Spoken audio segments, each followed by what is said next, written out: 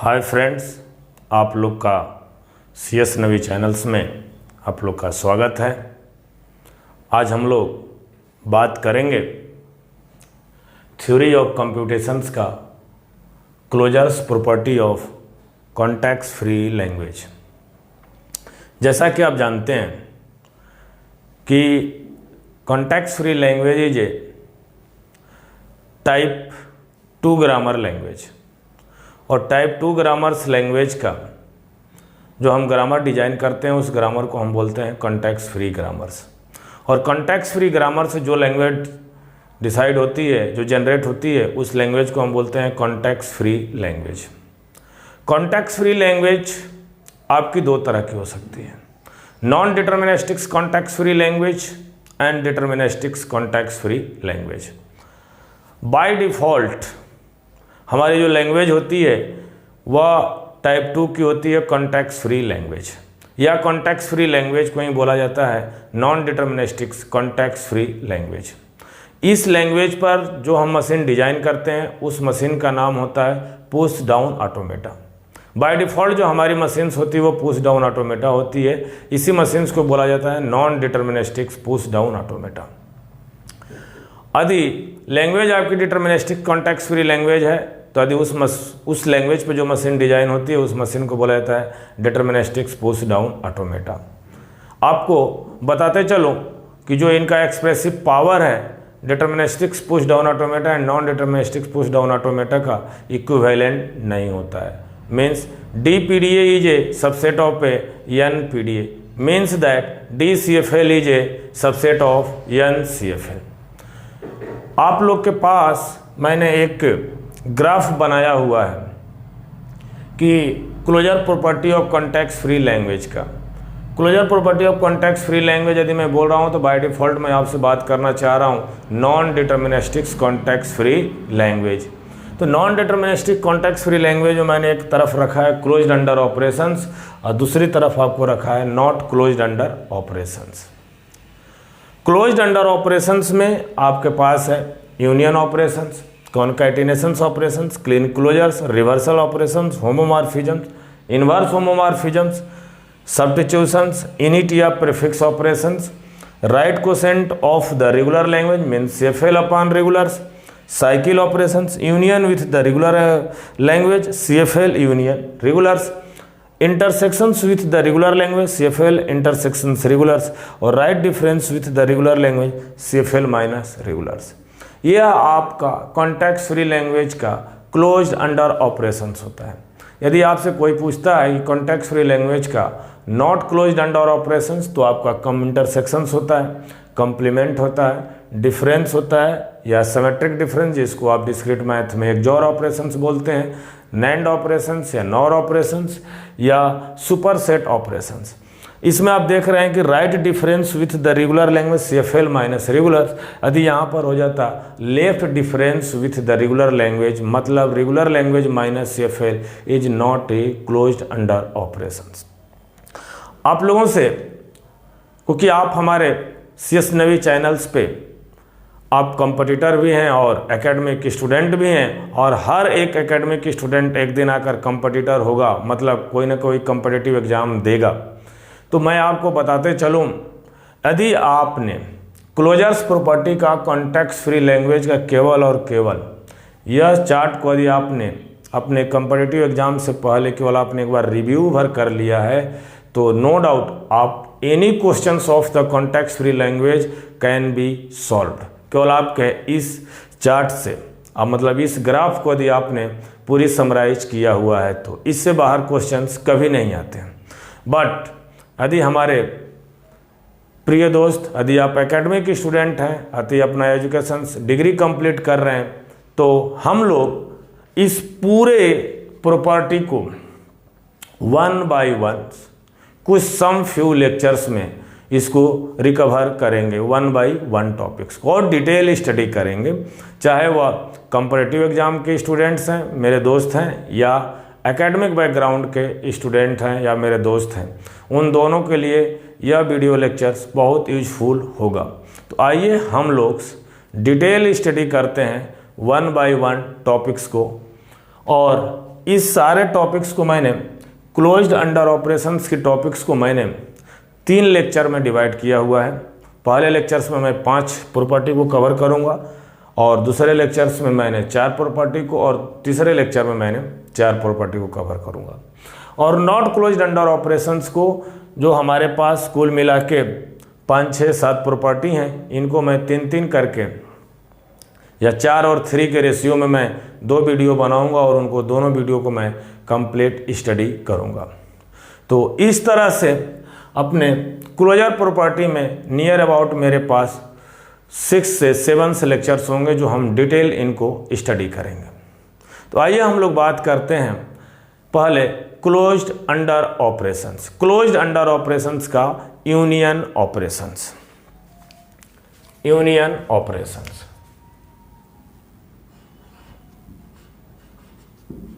Union operation.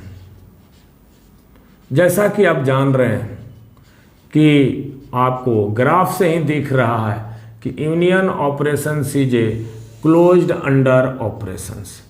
तो मैं लिख सकता हूं the class of context free language, the class of context free language are closed under union operations. आपकी theory क्या हो सकती है? The class of context free language closed under union operations.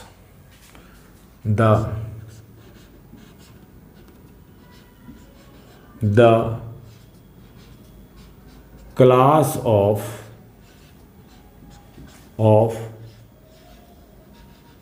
context free language, the class of context free language closed under union operations, union operations, union operations। Suppose अपने मन से मैं मान लेता हूं, suppose L1 is a CFL, L2 is a CFL, then L1 union L2 is a CFL। यदि L1 आपका context free language है और L2 आपकी कॉन्टेक्स्ट फ्री लैंग्वेज है, तो L1 और यूनियन L2 को आप यूनियन करेंगे दोनों लैंग्वेज का, तो उनका यूनियन भी एक कॉन्टेक्स्ट फ्री लैंग्वेज होगा। तो एक एग्जांपल्स लेते हैं और एग्जांपल्स के थ्रू हम लोग समझने की कोशिश करते हैं। L1 जो मैंने लिखा है, L1 इक्वल टू A की पावर n, B की power n, n greater than equal to 1। यदि मैं आपसे इसकी ग्रामर की बात करूं तो आप बोलेंगे S1 equal to AS1 B oblique AB, इसकी ग्रामर हो जाएगी इस लैंग्वेज की। यदि मैं बात करूं L2 इक्वल टू A की पावर n और B की पावर 2n और n greater than equal to 1, तो आप बोलेंगे कि S2 equal to AS2 BB और ABB। यदि मैं आपसे बात करूं कि L1 यूनियन L2 क्या होगा, तो सिंपल सी बात है कि या तो हमारी लैंग्वेज L1 होगी या तो हमारी लैंग्वेज क्या होगी, L2 होगी। तो इसका मतलब है एक नया सिंबल्स लेते हैं। क्या लेंगे? एक नया सिंबल्स, नया नॉन टर्मिनल्स लेंगे और उस नए नॉन टर्मिनल के साथ हम अपने ग्रामर्स को या तो S1 को इंडिकेट करेंगे या तो S2 को। तो S equal to S1 oblique S2 और S1 equal to AS1 B और S2 equal to AS2 BB और ABB। तो जैसा आप लोगों ने देखा कि यदि लैंग्वेज आपकी L1 एक कॉन्टेक्स्ट फ्री लैंग्वेज है और L2 एक कॉन्टेक्स्ट फ्री लैंग्वेज है, दोनों लैंग्वेज का यदि मैंने यूनियन कर दिया तो यूनियन भी एक कॉन्टेक्स्ट फ्री लैंग्वेज होगा। मैंने एक एग्जांपल्स लिया, L1 इक्वल टू A की पावर n B की power n greater than equal to 1, जिसका grammar S1 equal to A S1B AB। L2 equal to A की पावर n B की power 2n n greater than equal to 1, तो S2 equal to A S2BB या ABB। दोनों language का मैंने जब union किया, या तो लैंग्वेज हमारी L1 में होगी या तो हमारी लैंग्वेज किस में होगी, L2 में होगी। तो दोनों लैंग्वेज को मैंने ग्रामर को मैंने डिसाइड कर दिया और मैंने जनरेट कर लिया। इस तरह से यदि आपसे कभी भी कॉन्टेक्स्ट फ्री लैंग्वेज का प्रॉब्लम्स पूछता है कि कॉन्टेक्स्ट फ्री, दो कॉन्टेक्स्ट फ्री लैंग्वेज का यूनियन क्या कॉन्टेक्स्ट फ्री होता है, तो आपको बेहिचक बोलना है कि यह लैंग्वेज क्लोज्ड अंडर ऑपरेशंस होती है। तो आइए हम लोग अब नेक्स्ट टॉपिक्स की बात करते हैं, और जो मेरी नेक्स्ट टॉपिक्स है वह मेरी है कॉनकैटिनेशंस ऑपरेशंस। तो कॉनकैटिनेशंस में आप जैसा जानते हैं कि दो लैंग्वेज लेंगे, जिस तरह मैंने यूनियंस में लिया हुआ है उसी तरह मैं कॉनकैटिनेशंस के लिए भी हम लोग यूज करेंगे, और एग्जांपल्स के थ्रू इसको भी डिटेल हम लोग स्टडी करने की कोशिश करेंगे। तो मेरा क्लोज्ड अंडर ऑपरेशंस में आपका मैंने यूनियन ऑपरेशंस को समझाया। अब मैं बात करता हूं कॉनकैटिनेशंस ऑपरेशंस। कॉनकैटिनेशंस ऑपरेशंस। कॉनकैटिनेशंस ऑपरेशंस में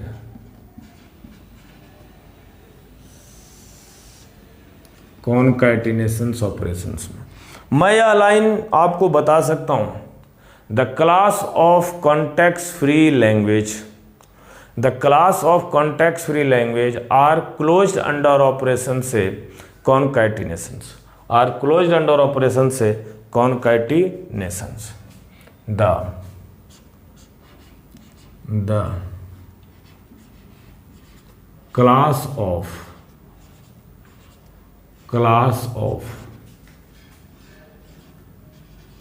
context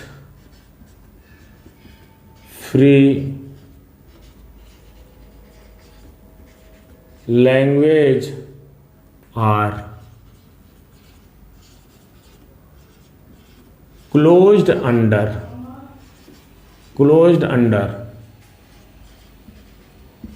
concatenations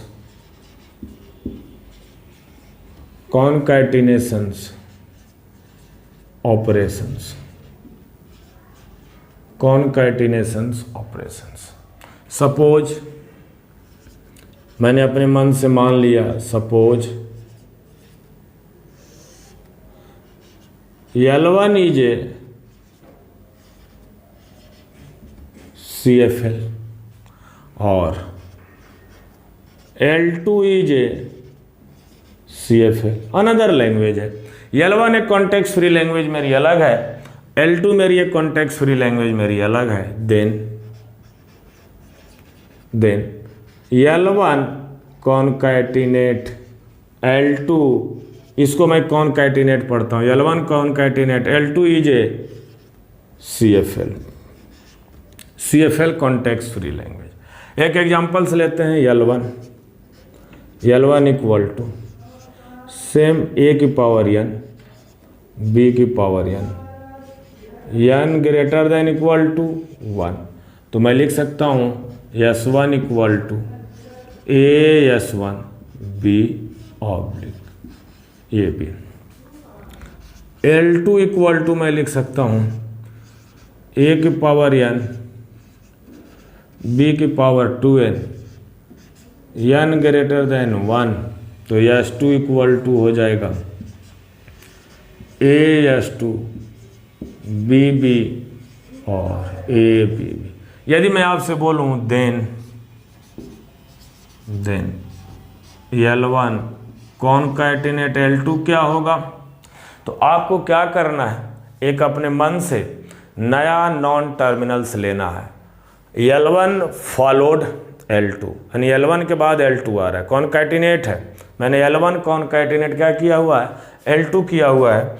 तो L1 concatenate L2 equal to आपका हो जाएगा यस नया non terminals S1 concatenate S2 और S1 इक्वल टू आपका हो जाएगा AS1 B और AB और S2 equal to AS2 BB और ABB।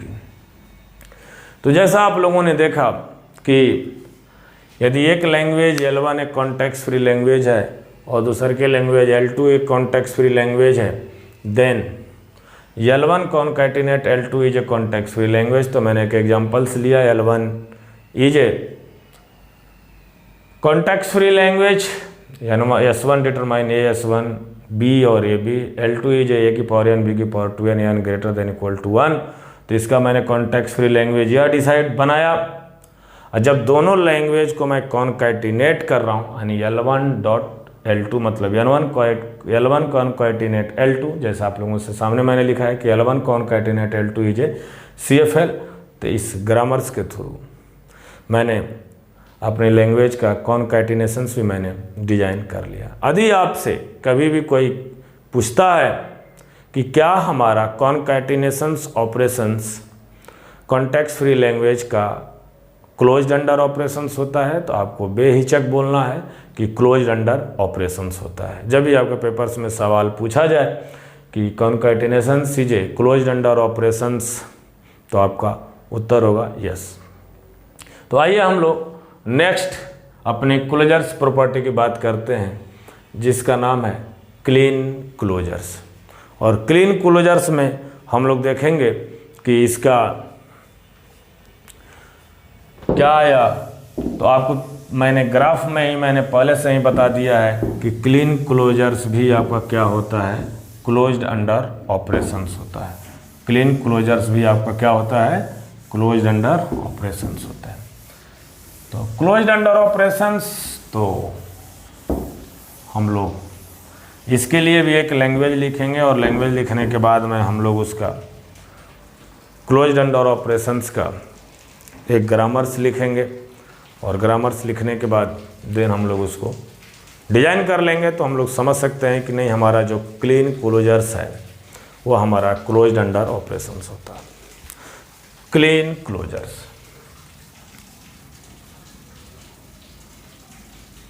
Clean closures, clean closures में मैं बोल सकता हूं आपको the class of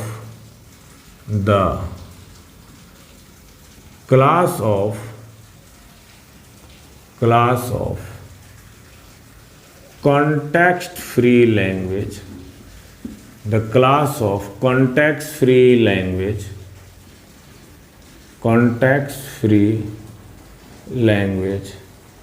are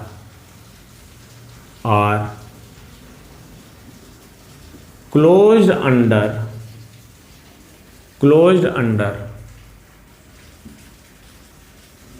clean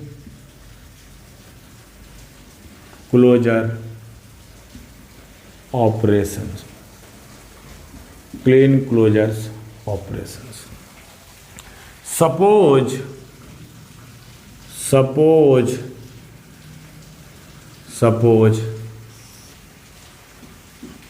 L1 is a context free language, then तो मैं बोल सकता हूं L1 का क्लीन क्लोजर्स या क्लीन क्लोजर्स होता है। L1 का clean closures is a context free language. L1 का क्लीन क्लोजर्स भी आपका क्या होगा, कॉन्टेक्स्ट फ्री लैंग्वेज होगा। तो एक एग्जांपल्स के थ्रू मैं L1 इक्वल टू A की पावर n B की power n n greater than equal to 1, तो मैंने इसका ग्रामर्स बनाया S equal to AS1 B oblique AB, AS1 B oblique AB। यदि मैं आपसे बोलूं कि L1 का क्लोजर्स, तो L1 का क्लोजर्स का मतलब यह होगा कि A की पावर n B की पावर n का क्लोजर्स और n ग्रेटर देन 1। तो इसका सबसे आसान सा तरीका है कि इसका यदि आप ग्रामर लिख रहे हैं तो मैं इसको लिख सकता हूँ equal to AS oblique epsilon और A इक्वल टू AAB और AAB। जैसा कि आप लोगों ने देखा कि यदि L1 is a context free language तो L1 star is a context free language, मतलब L1 Kleene closure is a context free language. तो L1 यदि A की पावर n B की पावर n है तो मेरा ग्रामर यह है, तो L1 स्टार यदि A की पावर n B की पावर n स्टार्स तो n greater than equal to 1। तो इस क्लीन क्लोजर्स का जो मेरा कॉन्टेक्स्ट फ्री ग्रामर होगा वो आपके पास है यह। तो आपसे यदि कभी भी कोई पूछता है कि क्या Kleene closure context free language का क्लोज्ड अंडर ऑपरेशंस होता है, तो आपको बेहिचक बोलना है कि Kleene closures are closed under operations in a context free language. तो आइए हम लोग बात करते हैं next topics, reversals operations. Reversals operations आपको क्या बोलता है कि आप यदि लैंग्वेज कोई लेते हैं उस लैंग्वेज को आप रिवर्स करना। यदि मैंने बोला है कि A की पावर n और B की पावर n, यदि मैं इस लैंग्वेज को रिवर्स करूं तो इसका मतलब है कि B की पावर n और A की पावर n। तो मैं बोल सकता हूं क्या इसका मैं कॉन्टेक्स्ट फ्री ग्रामर्स लिख सकता हूं।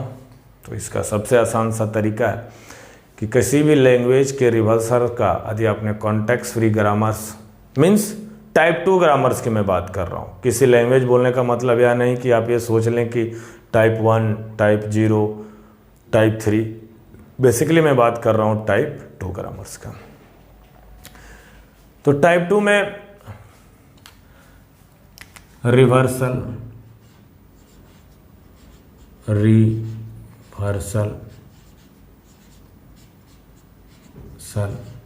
ऑपरेशंस, रिवर्सल्स ऑपरेशंस में मैं यह बोल सकता हूं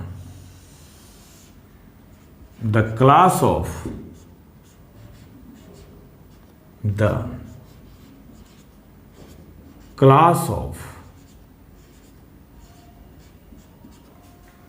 context free language,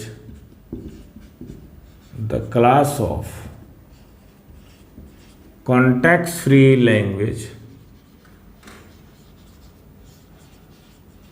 are closed under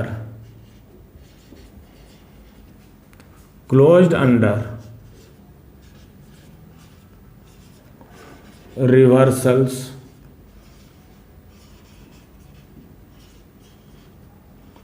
are closed under reversals operations. Suppose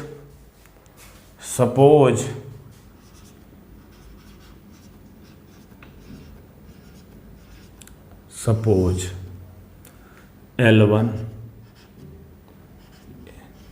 is a CFL, then L1 की पावर R का मतलब रिवर्सल्स इज ए CFL। मैं आपसे क्या थ्योरम बोल रहा हूं कि यदि L1 एक आपके पास कॉन्टेक्स्ट फ्री लैंग्वेज है तो L1 लैंग्वेज का रिवर्सल्स भी आपके पास क्या होगा, एक कॉन्टेक्स्ट फ्री लैंग्वेज होगा। तो एक एग्जांपल्स के थ्रू इसको डिटेल समझते हैं हम लोग। L1 यदि आपके पास लैंग्वेज है ए की पावर n, बी की power n, n greater than 1, तो S1 इक्वल टू मेरे पास हो जाएगा AS1 B और AB। तो इसका मतलब है कि L1 की पावर R इक्वल टू आपके पास होगा B की पावर n, A की पावर n ग्रेटर देन 1। इसका मतलब कि आपने लैंग्वेज को रिवर्स किया हुआ है। तो एक बात समझ लीजिए कि यदि आप किसी भी लैंग्वेज का आप रिवर्स निकाल रहे हो और उसका कॉन्टेक्स्ट फ्री ग्रामर यदि आप लिख रहे हो, तो इसका मतलब है कि जो आपने एक्चुअल जो लैंग्वेज यदि उसका कॉन्टेक्स्ट फ्री ग्रामर से लिखा है, तो राइट हैंड साइड का सारे प्रोडक्शंस को आपको रिवर्स कर देना है। जैसा कि AS1B है तो मैं लिखूंगा BS1A, AB है तो मैं लिखूंगा BA, रिवर्स कर देना है। अभी ने S1 को कहां से रिवर्स करेंगे? राइट हैंड साइड में बोल रहा हूं, all productions of right hand side in a reverse language are reverse of all productions in a right hand side. यदि आपके राइट हैंड साइड में जितने भी ग्रामर्स के प्रोडक्शंस हैं, सारे प्रोडक्शंस को आप क्या करेंगे? आप रिवर्स कर देंगे। तो रिवर्स करने के बाद आपका जो रिवर्स लैंग्वेज है उसका जनरेटेड ग्रामर आपका आ जाएगा। तो S1, तो मैंने यहाँ पर S1 ही लिखा, S1 इक्वल टू BS1A/BA। जो है ग्रामर्स आया है, यह आपका रिवर्स लैंग्वेज का ग्रामर्स है। और इस लैंग्वेज का यदि मैंने ग्रामर्स लिखा है कॉन्टेक्स्ट फ्री ग्रामर, तो इसका मतलब है कि लैंग्वेज आपकी क्लोज्ड अंडर ऑपरेशंस है। तो यदि आपसे कोई पूछता है कि क्या रिवर्सल्स ऑपरेशंस और क्लोज्ड अंडर ऑपरेशंस होता है कॉन्टेक्स्ट फ्री लैंग्वेज को, तो आपको बोलना है बेहिचक कि क्लोज्ड अंडर ऑपरेशंस हमारा होता है।